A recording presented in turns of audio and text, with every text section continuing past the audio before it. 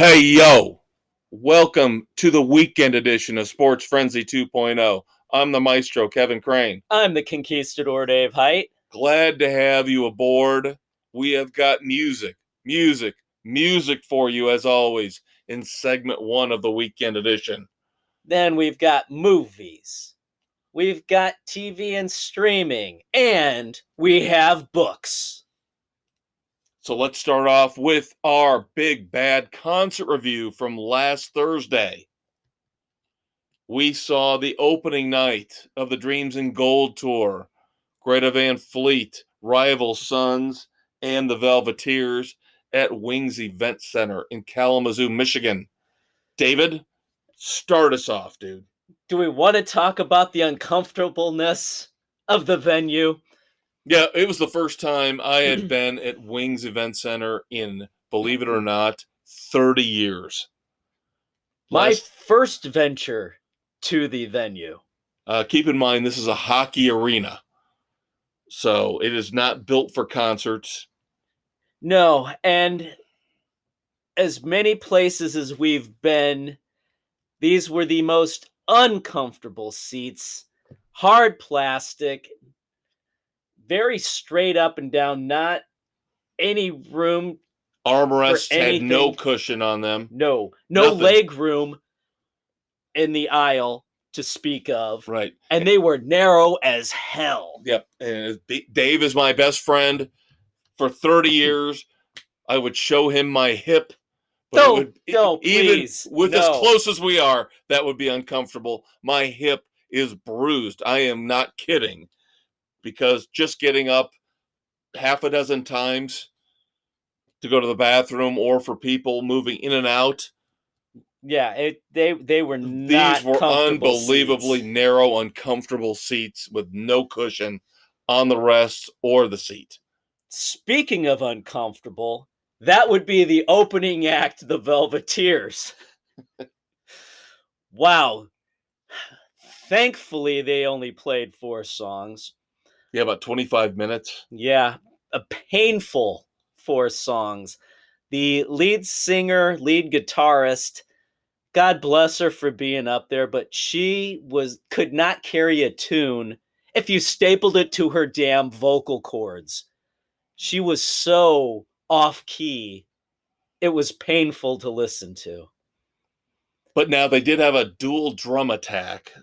They did. It was a trio, and they did mostly do a lot of dual drums. The one drummer also did some keyboarding and rhythm guitar. But as cool as it was, as great as they were in sync, it was very remedial drumming. So what was it? My comment to you was they made Poison's Ricky Rocket look like Phil Collins.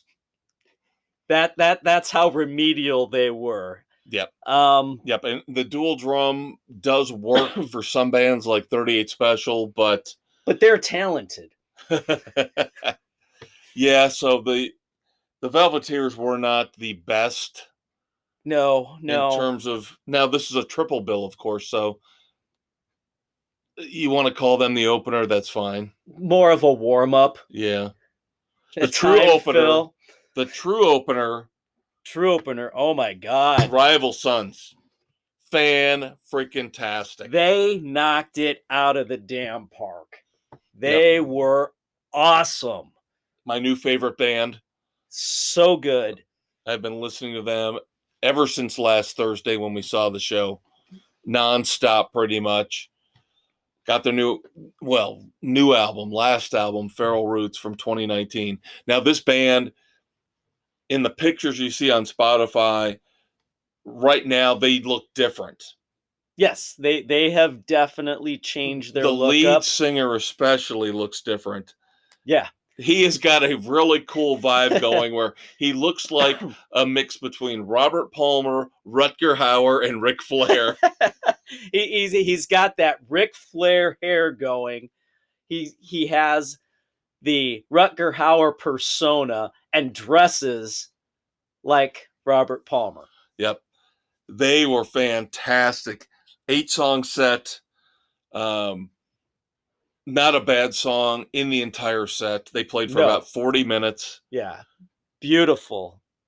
Thoroughly enjoyed it. They were tight. They sounded good. Like I said, my new favorite band, one of the best opening acts I have seen in a long, long time. I highly recommend Rival Sons. Yes, they were phenomenal. I would like to see them do a full set. Yes. Yep. And again, they've been around for a long time, over a decade. Yeah. And I know I've heard some of their stuff before. I know you have as well. But I don't know. Are they just not getting all the reviews I saw on Amazon when I looked up the last album, the people are just enamored with them. Like, this is the new future of rock and roll, this band. And not future. They've been around for a while. Right.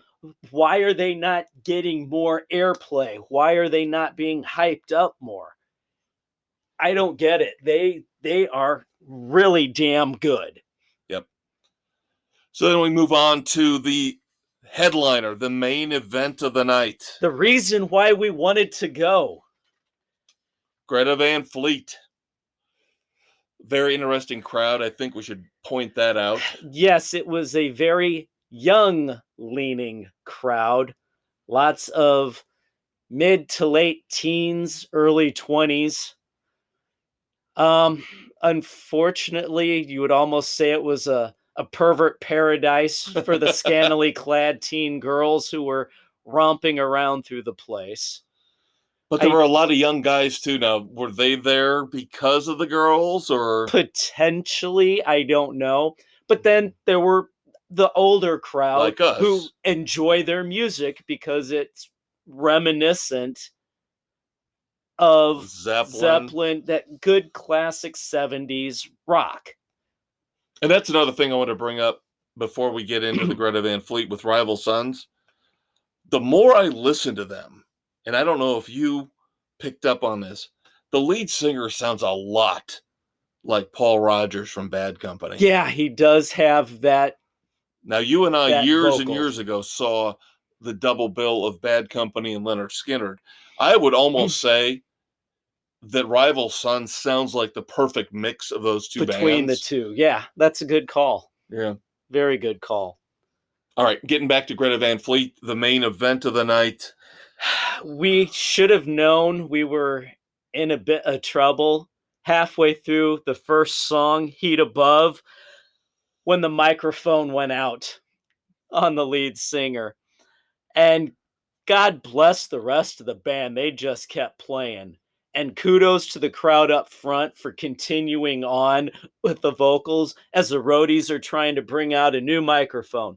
That didn't work. They brought out a new battery pack for everything. They finally got it going right at the end of it. And of course, the lead singer gave everybody credit for carrying. Yeah.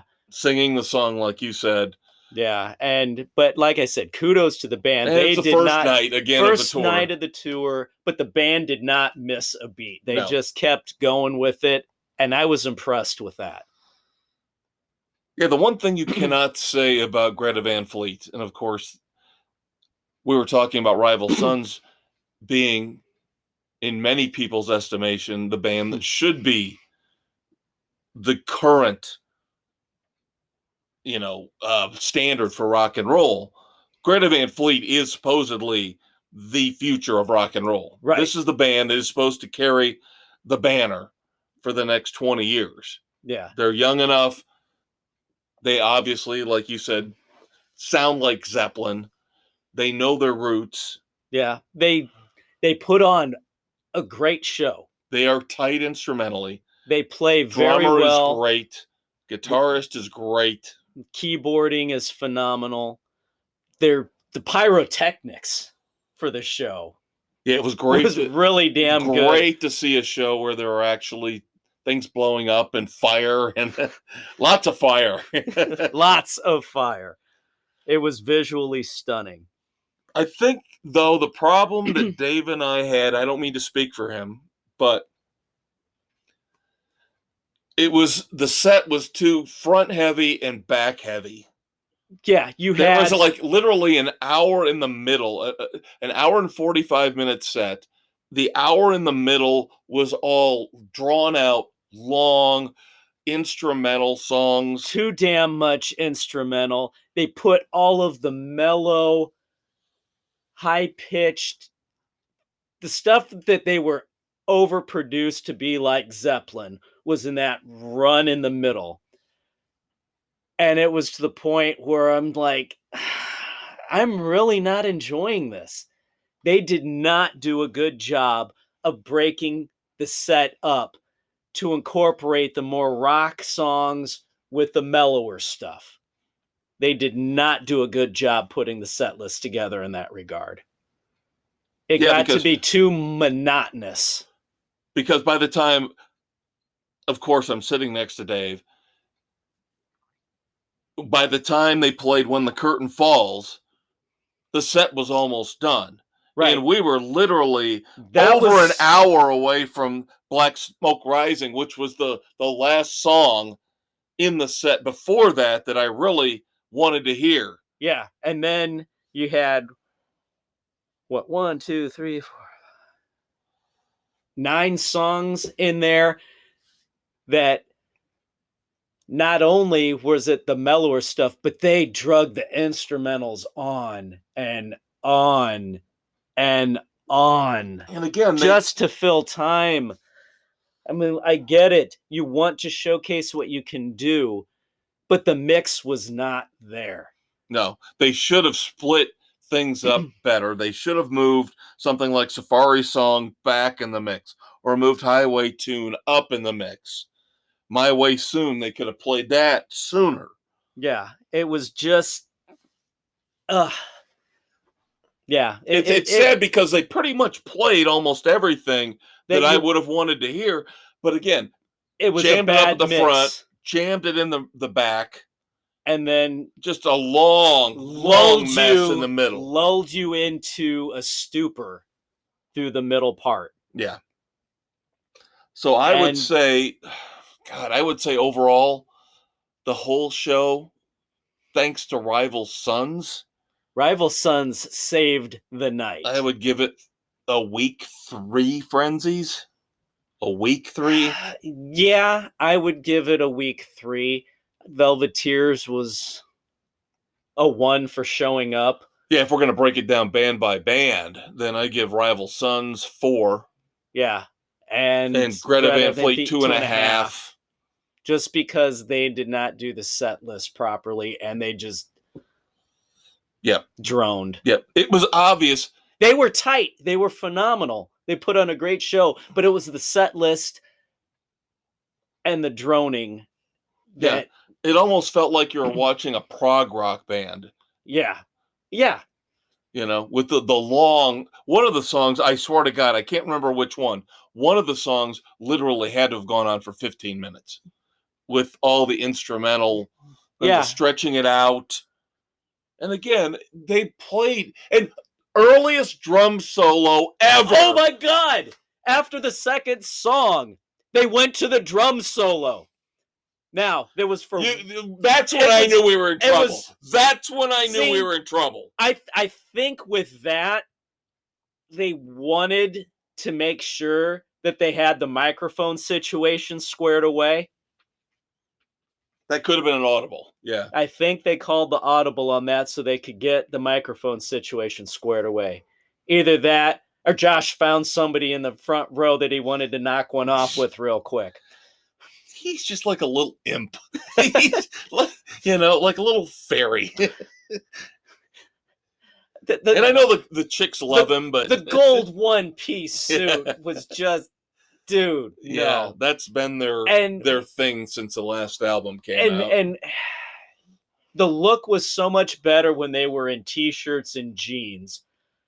His perm and wispy mustache do nothing for the current look to give them any rock credence. I am with you 110%. And you sometimes wonder. Now, I know the guitarist is his brother. Yeah. but the drummer is the one member of the band that's not related to the other Yeah. three. But you wonder if sometimes the drummer and the guitarist I'm like, don't get together and the go, we could do so much better. All right, we got to move on here. We've got music to review outside of the live stuff. So, yes, for once, Dave and I are splitting. We're going to review separate albums. Yep. Take it away. I am reviewing the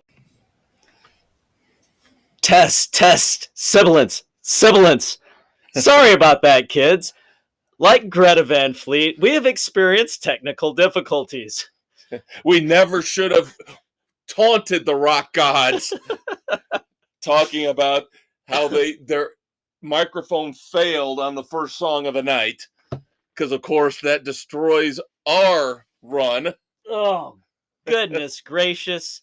Anyway, as we were saying, as we were so rudely interrupted, we have got two separate albums to review. For once, we are splitting off. Yes, giving you two different viewpoints, different genres. Yes. So, yeah, we figured this week would be a good time because I did not want to subject Dave to the new Tears for Fears album, and I really didn't want to listen to the new Ghost album. So, there we go. Take it away, Mr. Tears for Fears. Yes, I did listen to The Tipping Point, the new Tears for Fears album. And again, I had a feeling that it was not something that I would want to subject my brother from another mother to, even though we had listened to the first three singles off the album, and they were pretty good. They were enjoyable. Yep. Unfortunately, most of the rest of the album is just elevator music to me. Wow. Yeah. No Small Thing and The Tipping Point are the first two tracks on the album. Again, songs we reviewed in the past. They're both good. But then you get Long Time, which is a long, boring song. Then you get Break the Man, again, the third single that we reviewed. Again, a good song, right. A really good song. And then My Demons, the fifth song, was really good too. That was probably, if not the strongest song on the album, one of the two or three best. So at that point, 4 of the 5 songs are really good. And I'm thinking, okay, this could actually end up being a really good album. No. Yeah, it went off the rails for you. Well, then Rivers of Mercy, again, ends up being another elevator, Muzak type song. Mellow, ungodly mellow, just nothing to it. And then gets worse with Please Be Happy. The album gets a little better with tracks 8 and 9. Master Plan is a little Beatlesque. Of course, Tears for Fears have always professed their love for the Fab Four, so this isn't surprising.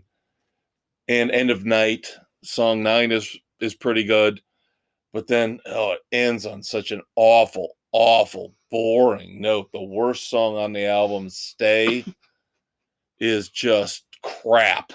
Oof. Crap on toast. So you're looking at half of a good album, basically. Wow. So easy to review that way. 4 being the best, 0 being the worst. This gets 2 frenzies from the maestro. Wow. There you go. Yep. All right. I am going to review Ghost Impera. 12 songs on this one. It's Ghost. It starts off as that musical epic that you come to expect from their albums.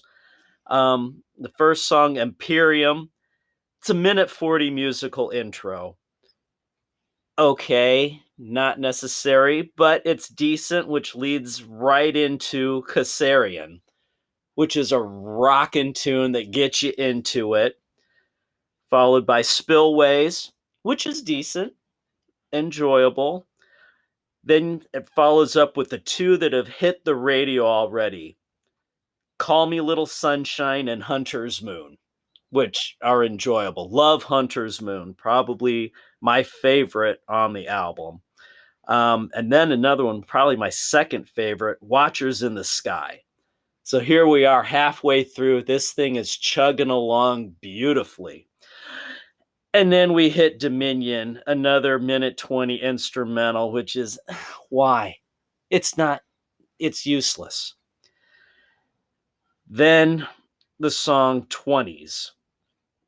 This is not a song that melds with the previous. It's kind of,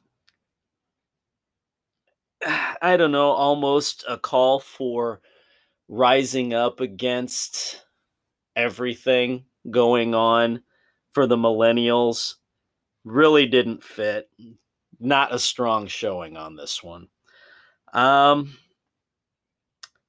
Darkness at the Heart of My Love is kind of balladish, kind of slow and easy, not bad, not great. Griftwood starts out, it's got a very Van Halen-esque guitar intro going into it, and then the song isn't bad, it's decent. Then, I don't know why they throw another 30-second instrumental in here, Bite of Passage. It's almost useless to be there, but at least the final song, Respite on the Spite Falls, or the Spitfields, it picks up with the music from Bite of Passage. Again, it's decent.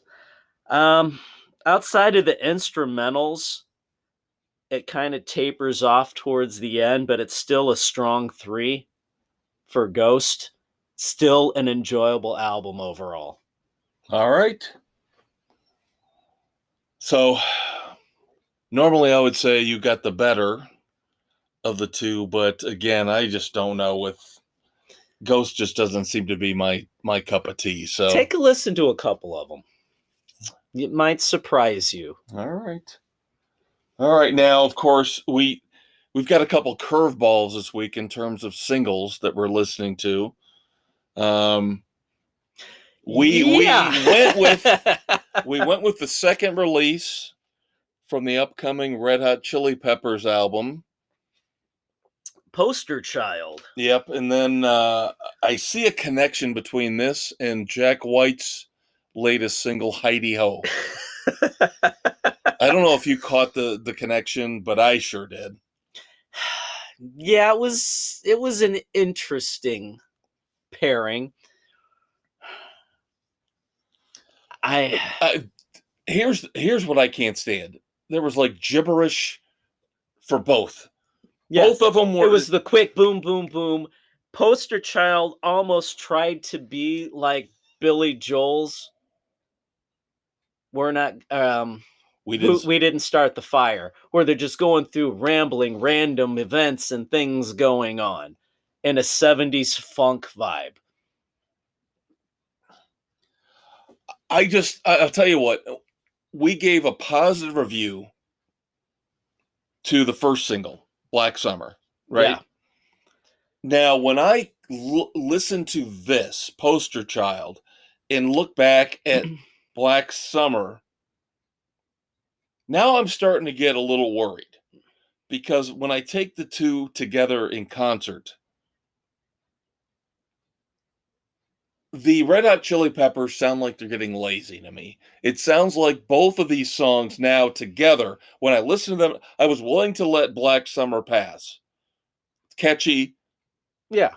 Now, listening to Poster Child, where again, they got a little, fast rap, hip-hop, scat, beep-a-doo-bop, and then, okay, we get into the decent chorus.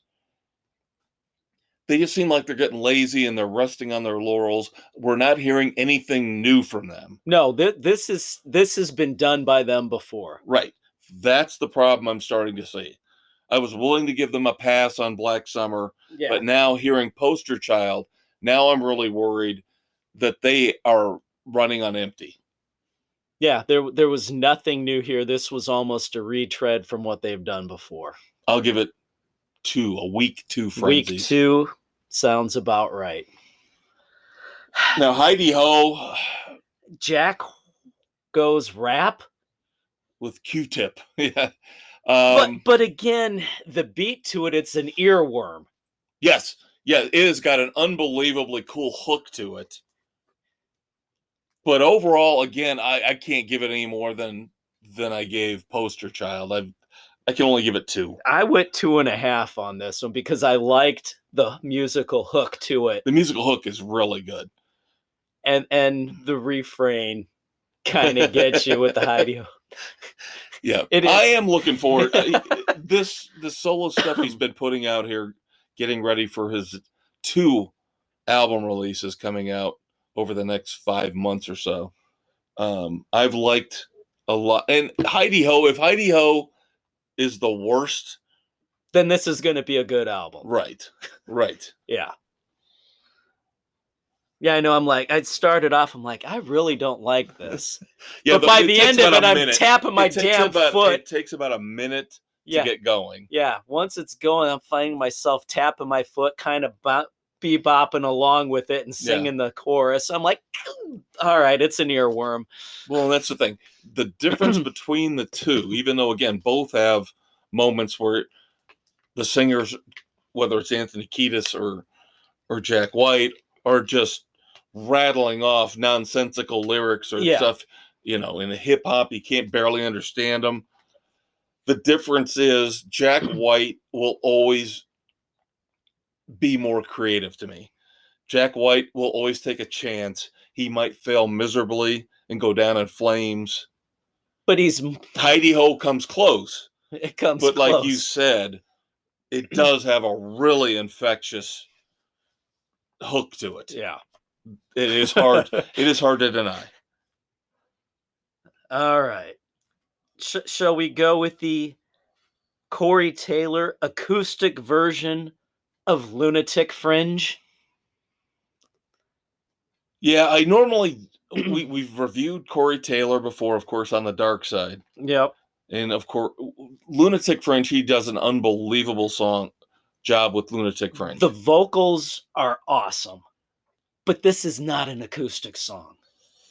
This needs the drive of the electric guitar pulling it through. And this didn't do it for me. It's a weak 2 because of the vocals. I was going to give it a little bit more. I would go 2.5. It didn't bother me as much as you that it's acoustic. I love Lunatic Fringe. We were talking about Red Rider coming back from the Greta Van Fleet concert. Yeah. And how I thought Red Rider was one of the best opening bands I have ever seen. Before Tom Cochran, of course, got too big for his britches. Yeah. Because life is a highway. Great. I hope you're making a ton of money off that, Tom, because you destroyed Red Rider and you never made another hit song ever again. Sometimes you stay with the band. Yep. Sometimes it's just not worth it. Ask Steve Perry. Yeah, how's that going for you? But I like this a little bit more than you. I think I did. Yeah. I thought it was okay. Yeah, the vocals I thought he nailed beautifully, but the acoustic did nothing for me. Yeah, again, it's hard for me to review a cover song because unless you do something completely different with it from the original, like I listened today, we reviewed this a couple months ago, but again, I listened to Dirty Honey's "Let's Go Crazy." Right. That's what a cover song should be.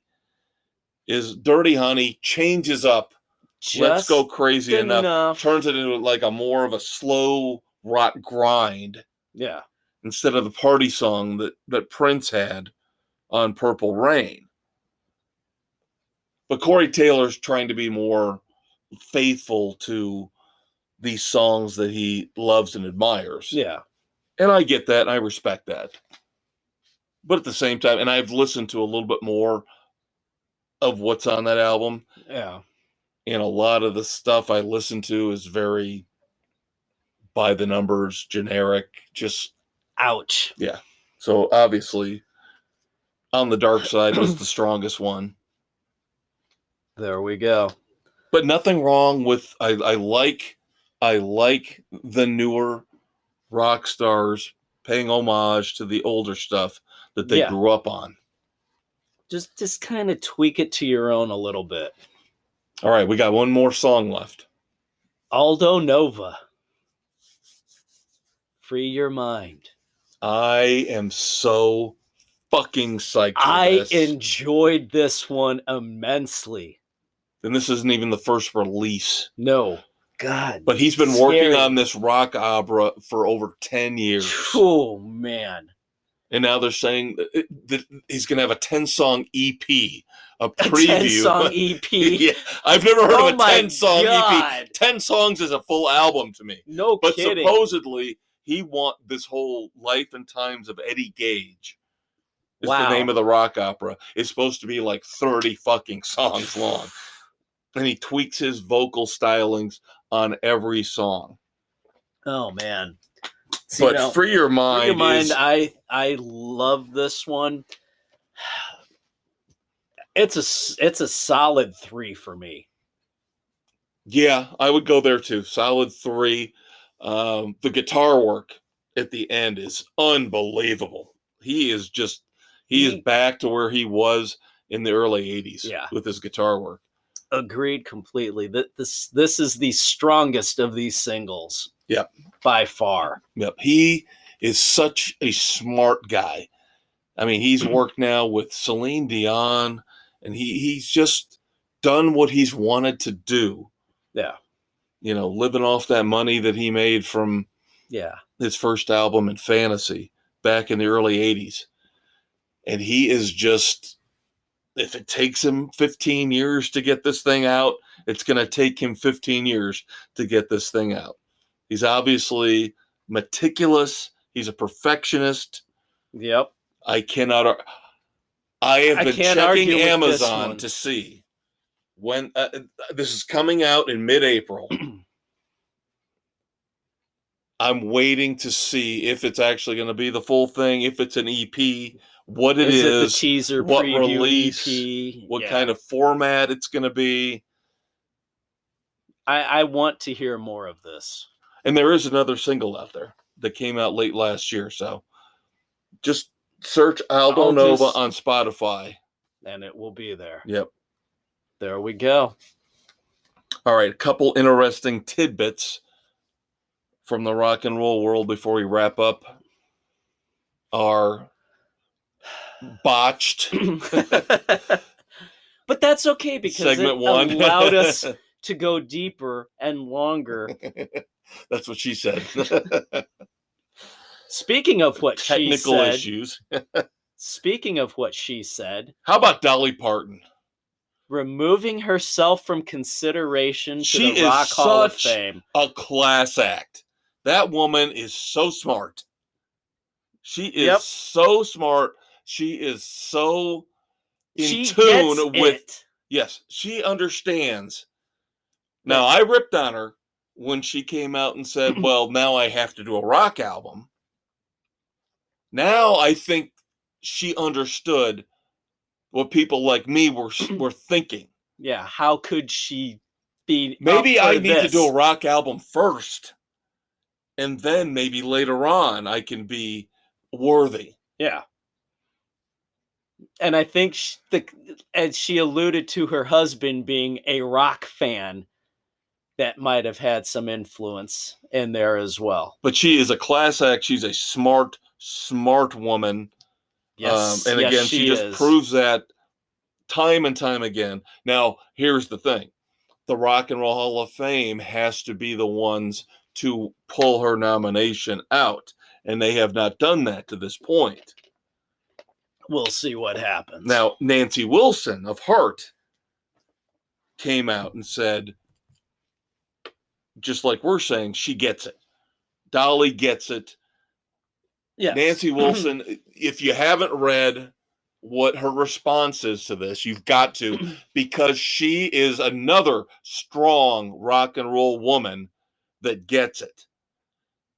And she says more people need to be like Dolly Parton because we need to separate these genres. We can't do this anymore. The Rock and Roll Hall of Fame doesn't get it. There needs to be the Country Hall of Fame, the Rap Hall of Fame, the Hip Hop Hall of Fame, and the Rock Hall of Fame. We've been saying that for how long? Or at least change it up to the Music Hall of Fame and have different all-inclusive wings, different wings right within the Music Hall of Fame. Yeah. But of course, the Rock and Roll Hall of Fame is run by a bunch of idiots. Pretentious morons who don't get it. It's amazing. Dolly Parton gets it. Nancy Wilson of Heart gets it. Why can't you geniuses on the board of directors for the Rock and Roll Hall of Fame get it? Because they're in the pants of the founder of Rolling Stone. Jan Winter. God. Yeah, you're Mr. Winter, your seat is waiting for you on the Sports Frenzy plane of doom. Now boarding. Please sit down and enjoy your complimentary serving of strychnine. Of course, today is the birthday of one Wolfgang Van Halen. 31 years old today. Happy birthday to Wolfie, who we will be seeing next Monday. Yes, on the 21st. Next weekend edition, kids, our review of the Young Guns tour with Mammoth, WVH, and Dirty Honey. Happy birthday, Wolfie. Looking forward to seeing you there, bud. Finally, wrapping up our music segment. How about Def Leppard? Those clever lads from England.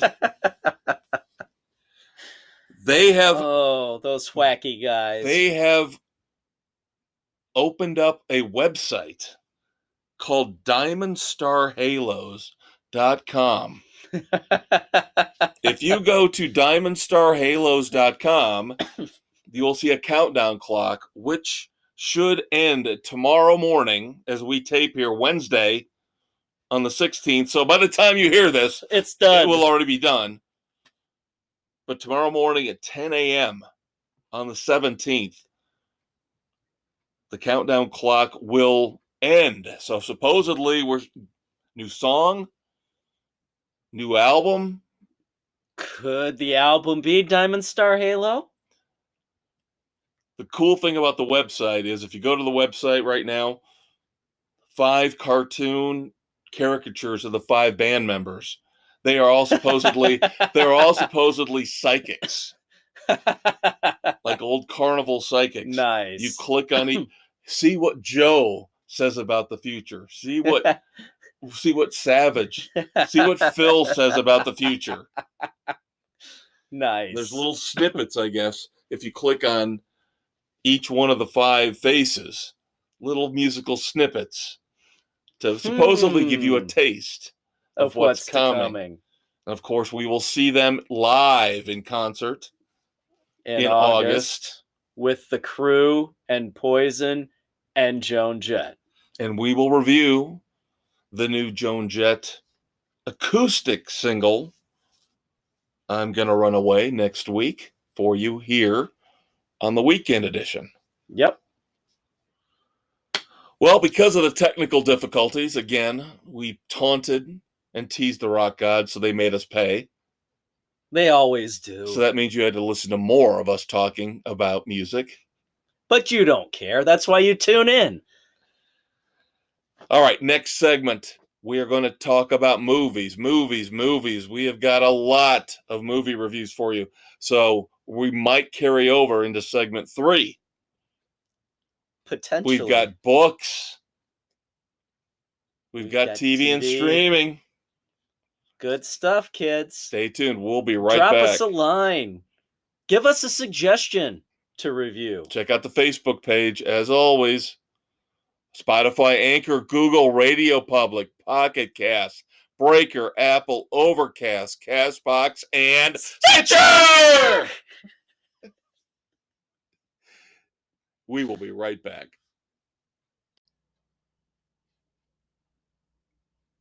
When the mindless zombies at the major sports networks won't leave you alone, when the forces of evil on local sports radio have you cornered. Load up the boomstick known as Sports Frenzy 2.0. Available on Spotify, Anchor, Google, Radio Public, Pocket Cast, Breaker, Apple, Overcast, and Castbox. Kev Dave will drive the dull and boring voices in your head away and offer you the sports salvation you need. New episodes drop every Thursday. And don't forget the weekend edition every Saturday, where the maestro and the conquistador might just review your favorite horror flick. Sports Frenzy 2.0. It's groovy.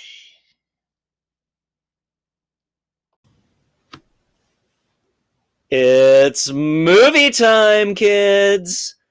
That's right. This is the Conquistador Dave Height. Along with the maestro, Kevin Crane. And you're here with Sports Frenzy 2.0, the weekend edition. Taping here March 16th. This will hit Saturday, March 19th, 2022. Now, we'll give you some stuff to watch for the weekend. We both watched The Protege. Yes, Samuel L. Jackson, Michael Keaton, and Maggie Q. Now, if you'll recall, we reviewed The 355. I believe that was last week. Yes. And I ripped apart The 355 because I thought that was the worst example of a female-centered action movie that we have seen in a long, long time. It felt like all it was checking the boxes. Right. This is more along the lines of what Hollywood should aspire to. I'm not saying this is a great movie by any stretch. No. But I did enjoy the interplay among the three lead actors and actresses. Maggie Q, Samuel Jackson, Michael Keaton all seem to be having fun. Yes, the character interaction flowed so well. Not to give a lot away, but Samuel L. Jackson is Maggie Q's mentor in the assassination game. Michael Keaton is a bodyguard for the foil in the movie. And the quips back and forth, it's quick, bang, bang, very well written, well acted. Not a phenomenal movie, but a very enjoyable movie. Yep. They did a nice job with backstory of Jackson and See, now I will dispute you on that. I did not think they gave us enough of a backstory to explain how she became who she is. You just got how they met. Taste. You got a little taste of how they met. Right. For the backstory. And I would have loved to. I want to know more about after the fact, how they got to where they were. And the thing is, these three characters are so interesting that I would also like to know how Michael Keaton, Rembrandt, yes, got to where he was. So there was a lot left on the table. There was. I thought it started a little slow. Once it picked up, I completely agree with you about the dialogue. The dinner scene with Maggie Q and Michael Keaton has got to be one of the most well-written, funniest. Is that a SIG? Is that a Glock? Maggie Q has one of the greatest lines in recent memory. Oh my God. It's We're not going to spoil nasty, it for you, no. but it's perfect. It has to do with a gun and her private parts. And she delivers it with a coy smile. Yep. She is great in this. Again, this is what I expect from a female action hero. Yes. She is 10 times better than any of the actresses in the 355. Not even close. Right. She is fantastic. Not even close. She is awesome. I'll give it 2.5. 2.5 frenzies. I was leaning closer to 3. I really liked the ending. See, now the ending was to me. I like the ending the way they left it open. Will they or won't they? It didn't do much. The ending didn't do much for me. Again, there were a lot of elements of this movie that, again, the three actors saved from this being just a mediocre, run-of-the-mill, straight-to-DVD type action movie. Yeah. Those three, and again, Samuel Jackson is not, to me, a great actor. He's Samuel Jackson. Yeah, you get what you get. Right. Michael Keaton is great. Keaton was phenomenal. Michael Keaton is fantastic. You see, so why they elevate this above straight to DVD, tripe. Yeah. So it was a performance. Why you'd want to go with 3. It was a performances that I thoroughly enjoyed. I just gotta go 2.5. I can't go 3 because, again, the first half hour, 45 minutes were really, really they average at best. Drug a little bit, but it picked up when it needed to. All right, so I have a couple movie reviews to knock out here, including wrapping up my story time from last week. Now, Dave is going to try and review Parker. Not sure if he has access to it or not. But, of course, last week I talked about the great Richard Stark / Donald Westlake movies that have been out there since the 60s. Yeah. With Point Blank, with The Outfit. And then, of course, coming up to more modern times with Payback. And now Parker, which I can't believe is 10 years old. I can't believe Parker is 10 years old already. And I'm just getting around to watching it. Life happens. So many other things pop up. Holy crap. Now, of course, Jason Statham plays Parker.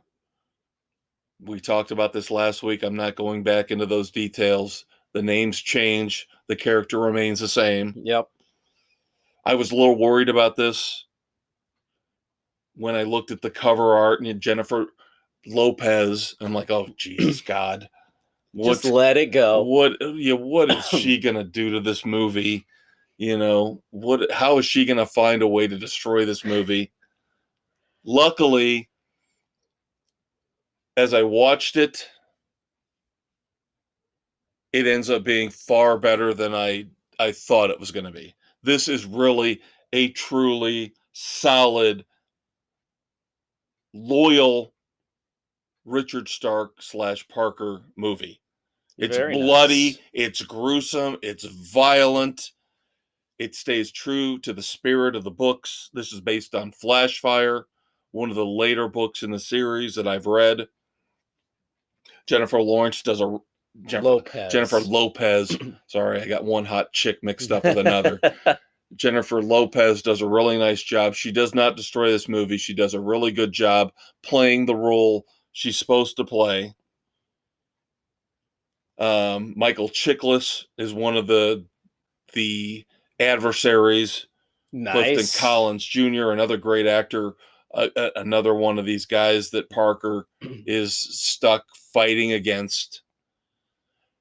I don't want to give away too much of the plot, but again, these movies have bare minimum plots. It's all about who's betraying who's double-crossed who you can trust, who you can't trust, who you can bring in as an ally, whether it's a thug or a person off the street.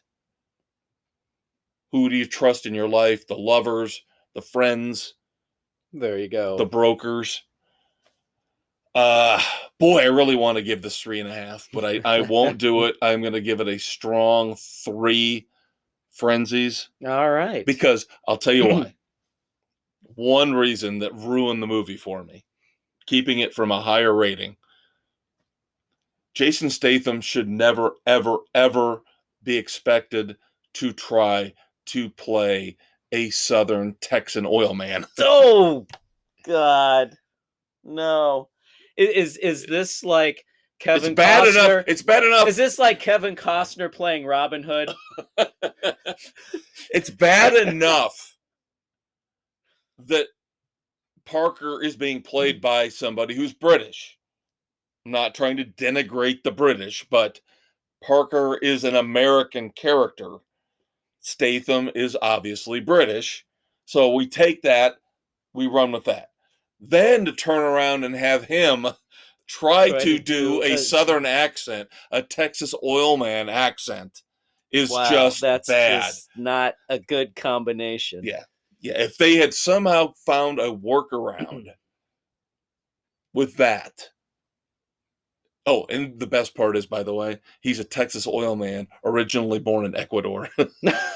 Oh, God. Now they do have fun with that part of it, but that you get docked half a frenzy for that mess right there. Otherwise, it is really true again to the Stark novels. All right, there you go. So I would definitely recommend it. I have also, Jesus, I am so weak. I'm such a weak man. I got roped into that, sucked into that stuff where I'm forced to complete some projects around the house. I watched VHS. I told you guys last week, so of course I had to watch VHS 2 and VHS Viral, which is the third in the series, the horror anthology series. I can't really add much more than what I reviewed last week. Very similar. VHS 2, I would give the same rating, 2.5 frenzies. Some of the stories are really creepy. There is one especially in VHS 2 involving a doomsday cult that is off the fucking rails. It lasts about 25 minutes. It is fucking nuts. It is, I mean, you've got everything under the sun in it. You've got, I mean, demons, doomsday cults, people exploding, people killing themselves. I mean, it is off the walls, nuts, bonkers, but it's good in that respect. Okay. But then you've got other parts of there's zombie stuff that's just stupid. And then the third one, VHS Viral, I would downgrade to 2 frenzies because now by this point in time, you've got to do something better for me. You know, we're 3 movies in. You better have something special. And there's a stupid one with skate punks in it going down to Mexico where you just really are rooting for them to just die because they're such jackasses. But the story, you know, everything's got to be filmed. Obviously, the whole thing, VHS, means first person. Right. So, of course, they've got those helmets with the cameras on them. So it's really, this is the one that ruined it for me. Is that I'm done with the series. I'm done with it. I Viral there's another one out there somewhere. Yeah, because they didn't come up with anything better. It got worse. All right. So 2.5 frenzies for VHS 2. Only 2 frenzies for VHS Viral. So stop at the double feature, kids. Yeah. Get through the first 2 and then call it. Move on to Paranormal Activity or Blair Witch or something better. There. All right. Now I know we got to do books here. And we got TV. But one little last movie tidbit before we move on. A rebuttal. Oh, God. Is this more Power of the Dog shit? Yep. You like Jane how I did Campion. That? Yeah, I got it. I got it. Jane Campion could not let sleeping dogs lie. So, of course, the last week has seen her win accolades from the Directors Guild and the Critics' Choice Awards. But, of course, as we brought up last week here on Sports Frenzy's Weekend Edition, Sam Elliott, the prototypical Western man's man, had issues with the Power of the Dog. So, of course, Jane Campion just couldn't gracefully accept all her accolades, all her awards. Just let it go. She says, well, I guess Sam Elliott hit the trifecta of misogyny, xenophobia, and homophobia in his comments about my movie. Isn't it amazing how anybody in Hollywood who gets any kind of criticism has got to pull out the big guns and start pulling out, you're a homophobe, you're a sexist, you're a racist, you're a misogynist. How about your movie just sucked? Plain and simple. It was a pile of dog crap. A big steaming pile. Here's the good thing. Well, not good thing, but here's where the true colors come out for another Hollywood phony. Once she accepted her award for the Critics' Choice for Power of the Dog. Now, you know, King Richard, the movie about the Williams sisters, is one of those films that's been up for all these awards up against hers. She said, well, here's the thing about the Williams sisters. They didn't have to go up against the men like I did. What the hell kind of stupid ass comment is that? This is the hypocrisy of these Hollywood elites. God. They can't help but insult each other when they get in front of a microphone and say something stupid like that. I'm done. Then she's got to come out and apologize to the Williams sisters. So Sam Elliott is a misogynist, a homophobe, because of what he said about her movie. But now, what is she for coming out and saying what she said about the Williams sisters?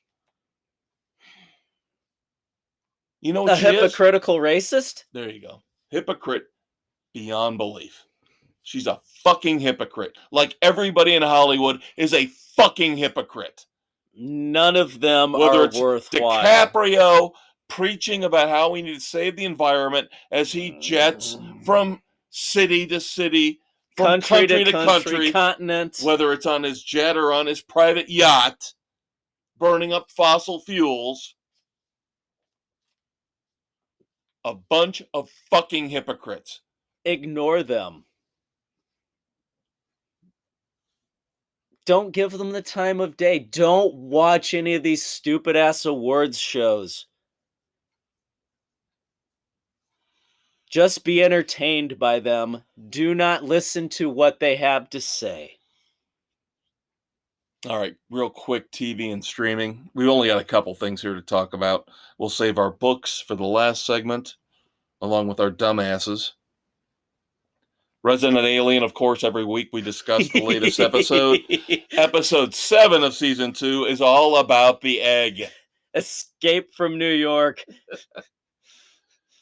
Goliath. I am going to be really curious tonight as we tape is episode 8. What's coming out of that freaking egg? What's going to come out of the egg? Oh. And of course, one of the governmental types chasing after our alien met with a very violent demise. Whew. I'm sorry. Tudyk is just so damn talented. Yep. A phenomenal actor. The way he plays this. Ugh. Now, I do have to admit, I have started watching a new show that I discovered. Of course, last week I told everybody, stay away from Our Flag Means Death because it is awful. But as I was scrolling through HBO Max, right next to it was another new show called The Tourist, starring Jamie Dornan, the guy who was in the sex movies the 50 Shades of Oh, okay. Yeah. of anal penetration or whatever it was. I'm sorry. Yeah.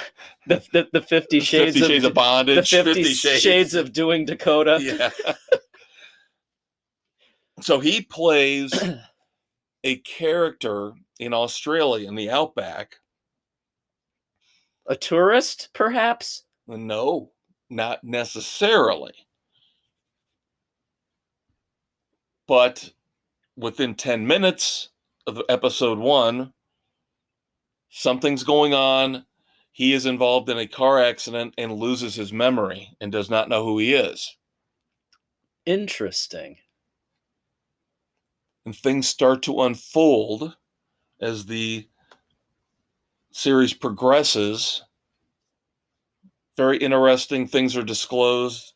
Very interesting things are discovered about him as he goes on this journey of self-discovery, finds notes that he wrote to himself or somebody else wrote to himself in his pocket, in his wallet, which leads to another thing, which I don't want to spoil anything because you cannot disclose anything from this show without giving something away. All right. It's only 6 episodes. The Tourist. Yes. It's only 6 episodes. Each episode is about an hour. I am into the 3rd episode. I am loving this. Again, it seems like if you get something from Australia, it's usually damn good.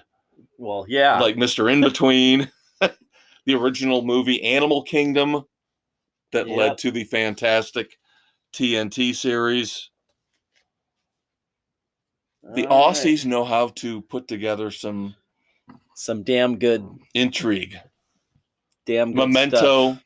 the movie Memento, of course, with Guy Pearce, which everything went backwards on. Another guy who did not have memories.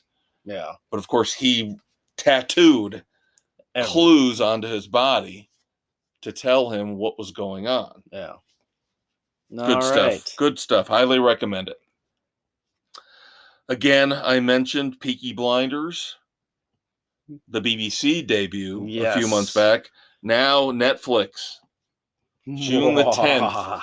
June the 10th, the 6th and final season of Peaky Blinders debuts on Netflix. I know Dave is down with Peaky Blinders.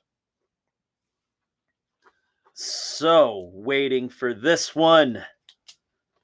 I have been telling Dave to watch The Gentleman, Guy Ritchie's movie from about 3 years ago, which hit the theaters right before the COVID disaster of 2020 or 2019. Of course, 2020 was when we got Guy Ritchie's Wrath of Man.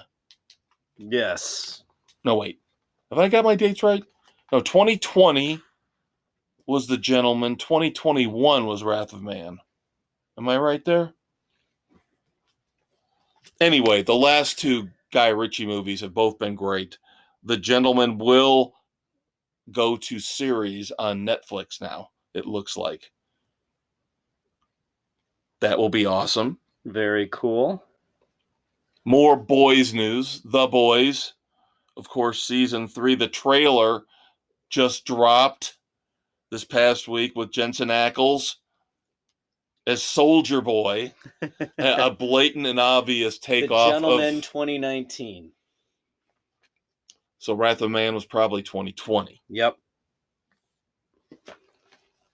But of course, we've been waiting for season 3 of The Boys with Jensen Ackles playing his blatant Captain America ripoff, Soldier Boy. That'll be interesting. You still have to catch up. We are going to get caught up. I don't know what this is, but I know you're a big fan of Bosch. Amazon has a branch linked to the IMDb website, IMDb TV. Okay. I am seeing things for something called Bosch Legacy, which I think you're going to have to dig into. I don't know if it's like some kind of edited is kind of an edited version of the Bosch series from Amazon. Maybe because IMDb is a little more open to other, maybe they don't show R-rated stuff. Maybe they only show PG stuff. Well, let's see. Now, of course, we've also got Netflix is really going to start pissing parents off all over the country. Actually, it almost... It looks like it is going to be a brand new series where he embarks on the next chapter of his career and finds himself working with his one-time enemy, Honey Chandler. So this is after he leaves the police department, but he works for a different lawyer, not his half-brother. So it is new. It's a new... All right. So now I feel better that So I have given you this. Yes. This gift. I'm intrigued now. Welliver is back. Like I said, Netflix is going to piss off everybody all over the world, especially those with college kids, as they are now talking about charging extra if you dare to share your password. Those bastards. Even if you have a plan which allows 3 or 4 TVs, now they're saying those 3 or 4 TVs better be in your one house. F them. How many people so what have are you a Netflix account? What are you going to do about your device? Yeah, you can't take it with you, a mobile device? That's the whole thing of having it on a mobile device, is to be able to use it, right? So how are they going to track this shit? Well, and the thing is, aren't you supposed to be able to, let's say I wanted to let my daughter, or you wanted to let your boys have your Netflix. Yeah. My daughter is in Georgia. Shouldn't I be allowed to let her have? No, because that's a different household. That's bullshit. Fuck that. That's bullshit. That's getting really petty. That's really getting petty. That's bullshit. On Netflix's part. They're going to lose people if they enforce that shit. Now, Hulu and Live TV, their little package, they are trying to compete with YouTube TV, where now they're going to have the unlimited DVR starting April the 13th.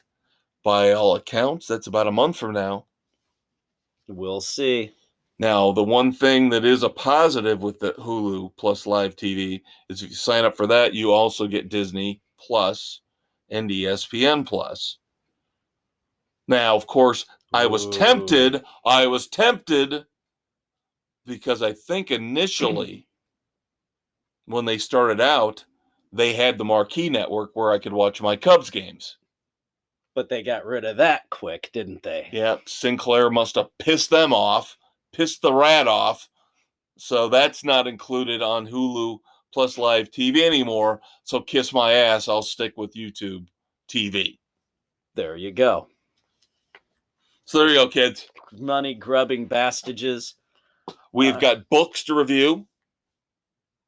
In our last segment, we've got dumbasses, and we definitely have moments of silence. Yes, we do have a few of those. So stay tuned. We will be right back here for the final segment on the weekend edition of Sports Frenzy 2.0. Are you tired of getting body slammed by the mainstream sports media? Are you sick of their lame trash talk? Check out Sports Frenzy 2.0 with a tag team of the Maestro and the Conquistador. Pile drive those jackasses into submission. Available on all major podcast hosts, including Spotify, Anchor, Google, Radio Public, Pocket Cast, Breaker, Apple, Overcast, and Castbox. Kev Dave slap a figure 4 on all the major sports networks who lie, kiss ass, and refuse to take names. New episodes drop every Thursday with new weekend edition episodes every Saturday. And that's the bottom line, 'cause Sports Frenzy said so. Hey, yo, final segment here on the weekend edition, Sports Frenzy 2.0, taping here on the 16th of March 2022. This will drop on Saturday morning, the 19th. I'm the maestro, Kevin Crane. I'm the conquistador, Dave Height. We have got books for you.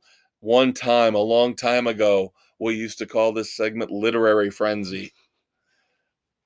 Because Dave and I are probably the only two members of the panel on Sports Frenzy that actually read a lot. And he reads a lot. The elder statesman spends his time with a book now and then. But no, we are the readers. I am the reader. Yep. I piss him off because I do read, but not nearly as much as he does. But that being said, we do have a mutual review to start off this week. And then Dave has got two other ones for you. Bye Bye Baby, the latest Spencer novel from Ace Atkins. Of course, Robert B. Parker. The creator. Always there in spirit. Of course, this has to be one of those ripped from the headlines type of stories, which that part of it I didn't like. It was fine for what it was. It was a decent tale. There were a couple plot twists over the last 50 pages that really were. He went there. I give Ace Atkins a lot of credit for what he decided to do with two pivotal characters in the Spencer universe. Yeah. The curveballs he threw. I was not expecting those. Yep. We'll see. One of them is definitely a plot thread that will carry on. One of them is an end of an era. It's an end of an era, but it will affect other characters. One specifically. Yeah, the interaction going forward. Who we see vulnerability from that we have never seen before. Humanized. Yep. So those powerful moments make Bye Bye Baby a good, still not a great. It's not one of the best outings in the whole series or from Atkins. But overall, because of those strong moments towards the end, I'll give it a 3 frenzies. 3 rating. Yeah, it's about right. Yeah. Would you have the classic characters that are there? Always good to see Six Kill back. Yeah. And of course, Zebulon Six Kill was Robert B. Parker's last original character that he brought into the Spencer universe before he passed. So that's why he's special. And it's good to see Ace Atkins, even though he really doesn't have much of a pivotal role here. No, but he's brought in. Yep. And that's key. Yep. So another solid entry in the Spencer canon. I believe this was the 50th book, too. God. I think this was the 50th Spencer book. Yeah, because you get one a year. And then there was one out. Yeah. Yeah. Crazy. Yep. And you and I have both read all of them. We've read them all. Yep. Whew. All right. You've got a couple of ones for us. I have a couple. The latest from Stephen Hunter, Targeted. The newest Bob Lee Swagger entry. Bob Lee in his last outing took out Jubba, the assassin from the Middle East, in grand style that only Hunter can put Swagger in that situation. This one, a few months later after recovery, the U.S. Senate comes calling and wants to take Swagger to task for not following proper protocols while working with the FBI and questioning, do we really need assassins anymore and snipers? Oh, those poor, pitiful bastards. classic Washington BS, trying to get the headlines for upcoming elections, until the pesky Chechen family trying to screw over a Russian mafia family, intervene and throw everything for a loop. Solid outing. It was decent. I'll give it 3. Let's see what Bob comes up with this time. Is All right, you got to forgive me. Is this the son or the father? This is the father. This is Bob Lee Swagger is the one, the Vietnam sniper. Okay. That started it all. That the TV series was based on, the movie. Okay. This is the character. Okay. So it had the gone Mark back. Wahlberg, Yeah. the Ryan Philippe. Yep. Okay. This is Bob Lee. Okay. His father was Earl, Okay. who was the sheriff in Arkansas. And then his grandfather was early on FBI, brought in to help out. But this is straight up Bob Lee. Okay. At his best. Second book I have is C.J. Box's latest, Joe Pickett, Shadows Real. I enjoyed this one. It was very different from the other ones, where it starts out Joe's called what could have been a elk taken out of season, but turns out to be a badly tortured, murdered individual from his town. Throw in a long lost Nazi photo album from somebody high up in the command that made its way into Wyoming, and a Hungarian brothers trying to get it, and Joe trying to figure out what the hell's going on and keep his family safe, while his best friend Nate Romanowski, the falconer, is on a revenge trip going after the man who beat his wife and stole all his birds that he's trained for his business.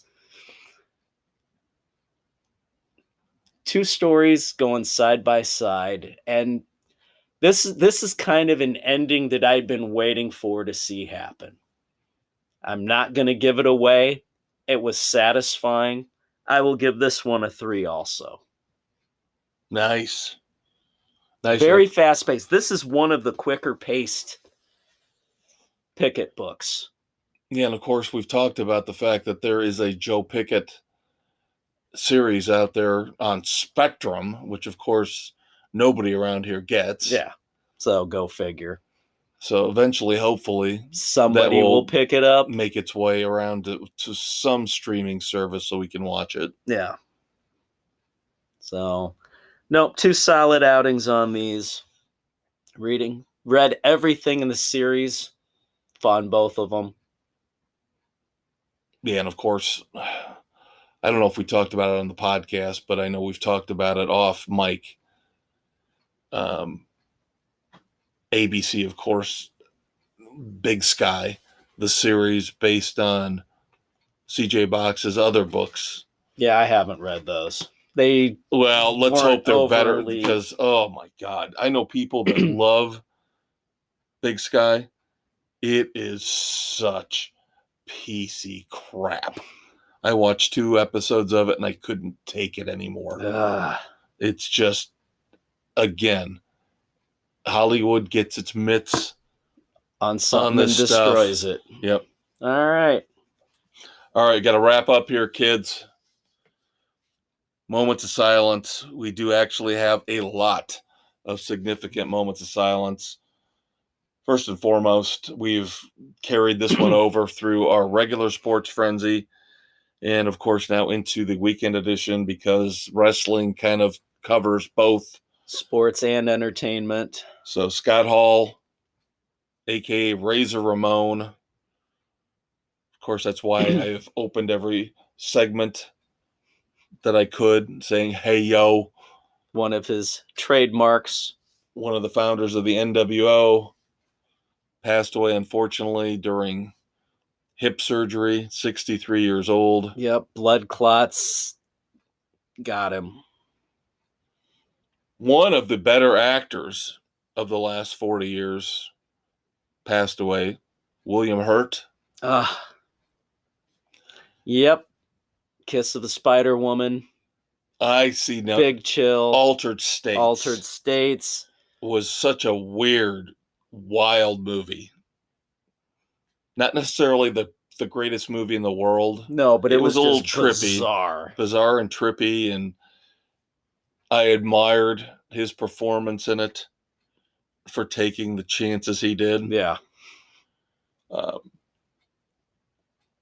outside of that, in real life, I think he's kind of a douchebag.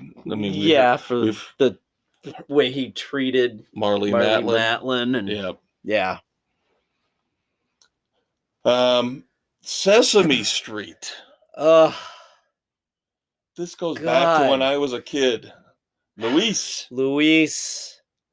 Emilio Delgado passed away back before the PC police got a hold of Sesame Street and turned it into something completely different from what it was supposed to be.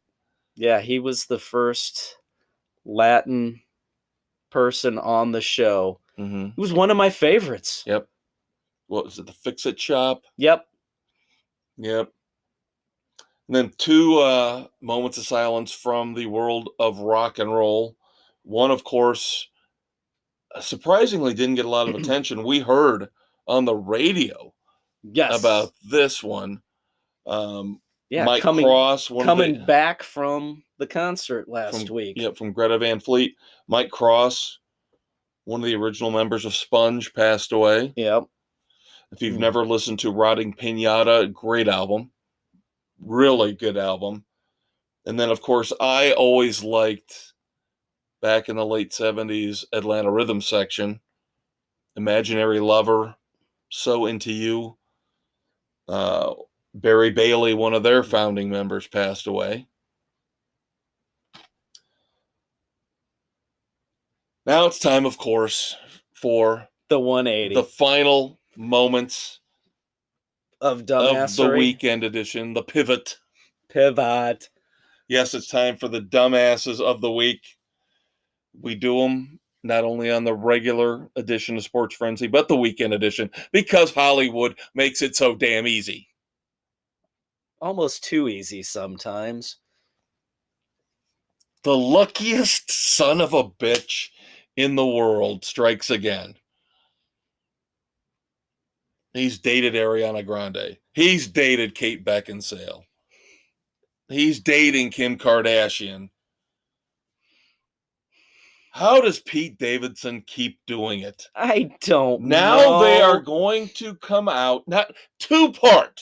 He doesn't make him a dumbass necessarily, but now they're going to do an entire series, a comedy series inspired by his life. Why? And now he gets to go into space. Oh, God. Maybe he'll burn up on re-entry.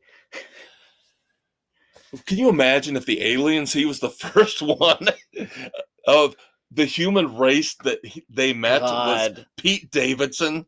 Lord have mercy. He'd probably have sex with him. Probably. And somehow they would find him attractive, which I still don't fucking understand.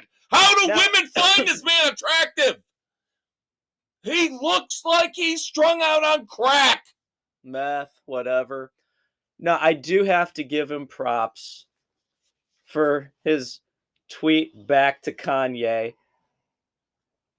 where Kanye had said something about where you at in your wife's bed was his response with the tweet of him with the covers on.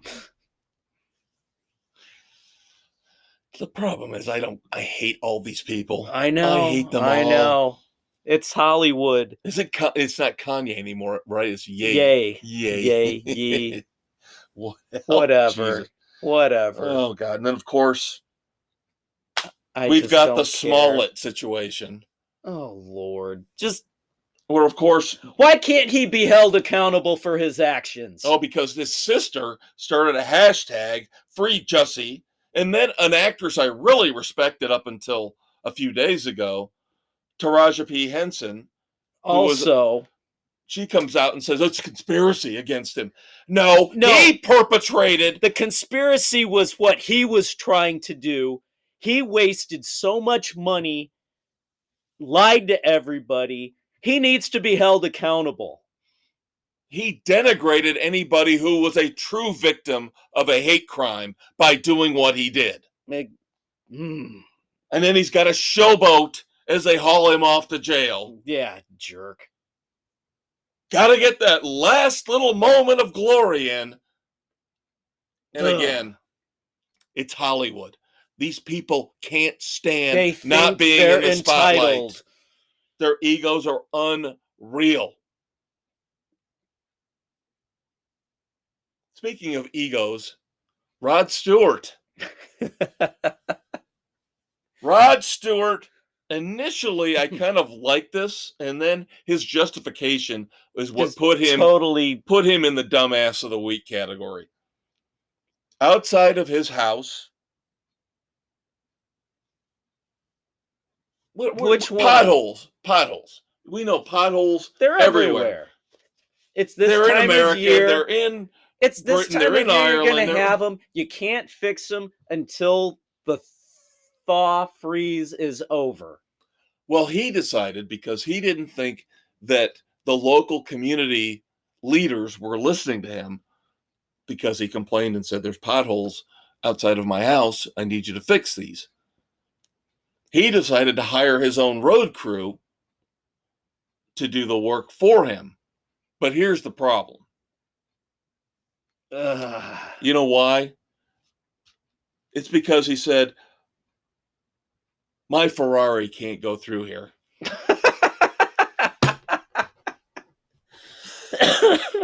1% problems. 1% problems. Hey, if he's going to pay to fix it, more power to him. I guess they came back and they just slammed him and said, you don't get to do this. Good. You're not qualified. We don't care who you bring in to do it. We have to do it. There are certain rules and regulations we have to follow when it comes to fixing the roads. You don't get to hire a road crew of your choosing to fix the potholes. Hold him accountable. And of course, he's out there having pictures taken for Instagram or whatever in his soccer outfit. Because of course, Rod's got to be in his soccer outfit. Whatever. Finally, this one really pisses me off beyond belief. This might be my nomination for the dumbass of the week. Amber Ruffin. Who is she, you might ask? Who is she? She actually has a talk show on Peacock. Again, is that why nobody knows who she is? Yeah. Amber Ruffin doesn't like comic books. Who cares? Amber Ruffin comic books don't like her. Calls out Marvel specifically for a recent edition of King Conan, number 3. I will specify issue 3 of King Conan. Of course, Conan the Barbarian, we all know and love Conan. I've read the books, Robert Howard's books. We've seen the movies. Think about the movies. Think about the era, the time they represent. Right. Think about Red Sonja, one of the characters from the Conan universe. The women are scantily clad and buxom. Oh, you can't do this anymore. You're denigrating women. What about the guys who are running around in loincloths? King Conan 3 features a character called Princess Matooka. Now, supposedly Matooka is another version of the word for Pocahontas. So she's thinking that the people that wrote and drew King Conan issue 3 are denigrating Indian women because, of course, she is in basically a bikini, which these characters, these women have been in these comic books since the 70s. We are such a fucking repressed society now that Amber Ruffin, if you look at her on Peacock, dresses in loud, stupid pantsuits about as unsexy as possible, but now she can't even let teenage boys have their fucking fantasies in a Conan comic book with scantily clad women. Now it's gotta be PC bullshit. We can't even have scantily clad women in Conan comic books. I grew up with this shit. Don't do this to the... Done. Done. She's just trying to make a name for herself because nobody watches her stupid ass show because it's on the stupid frickin' Peacock. We are such a fucked up society in America. It's still the greatest country in the world, but we are so fucked up to let idiots like this tell us that we can't even read a fucking comic book because the women might be scantily clad or have big breasts or be sexualized. But like you said, nobody's calling out the fact that the men are in loincloths. Exactly. Or they've got fucking steroid bodies. Again, it's a double, triple, quadruple fucking standard that makes no sense. Nope, none whatsoever. Anybody with a platform. That's why we have our platform to call this bullshit out. That's right. We got to wrap up. It has been a long, long night. We have got to say goodnight to you. Good night to you. Until next week. He is Dave the Barbarian. He is Kev the Conqueror. And we say Crom. And hey, yo. Hey, yo. And good night. We'll see you next week, kids. Take care.